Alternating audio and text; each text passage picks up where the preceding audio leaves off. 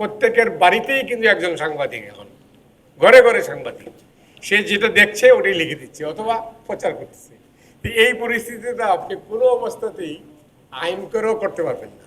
এটা একটা টোটাল একটা মুভমেন্টের দরকার। আমি তো আগেই মাননীয় মন্ত্রীকে বলছিলাম যে আপনার গণমাধ্যমের যারা একদম জেলা উপজেলা পর্যায়ে আছেন তাদের সবাইকে নিয়ে ডেকে তাদেরকে বলেন, তারপরে একটা কি হইতে পারে, মানুষের মধ্যে সচেতনতা বাড়তে পারে, মানুষ হয়তো সজাগ হবে।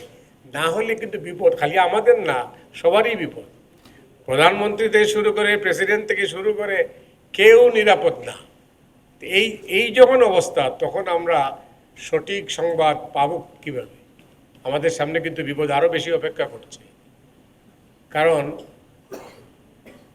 এই যে একটা ইউটিউব অথবা ফেসবুকে এই যে লাইক আর ভিউ, এই দুইটা বাড়ানোর যে প্রতিযোগিতা, এই প্রতিযোগিতা যদি না থামে তাহলে কোনো অবস্থাতেই আপনি অপতথ্য থেকে রেহাই পাবেন না।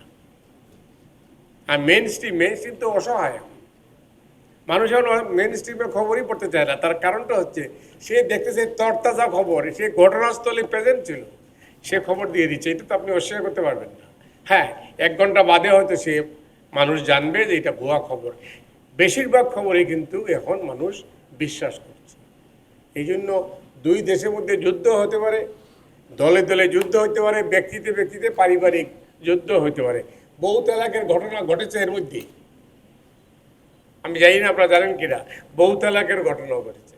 আর আজকের এই মুক্ত গণমাধ্যম দিবসে সেলফ সেন্সরশিপ যেখানে আমাদেরকে কাবু করে ফেলছে, স্বাধীন, আমরা স্বাধীন, এটা এতে কোনো সন্দেহ নাই। কেউ আমাদেরকে বলে না, মানে ডিজিএফআই থেকে কোনো ফোন আসে না, তথ্য মন্ত্রণালয় থেকে কোনো ফোন আসে না, এটা সত্য, বাস্তব, স্বীকার করতে হবে।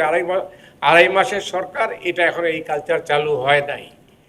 তো আমি আশা করব যে এখন এই পরিস্থিতির থেকে যদি আমাদেরকে বাঁচাতে হয়, তাইলে আমাদের সম্মিলিত প্রয়াস দরকার। মালিক এবং সম্পাদক, সাংবাদিক এবং যারা অনলাইনের প্রতিনিধি এখানে অনুপস্থিত, তাদেরকেও আমার মনে হয় ভবিষ্যতে আমাদের কোনো অনুষ্ঠানে তাদেরকেও আমন্ত্রণ জানানো উচিত।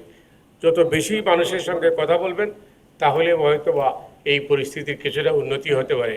নাইলে বিপদ সামনে, আরও কঠিন বিপদ।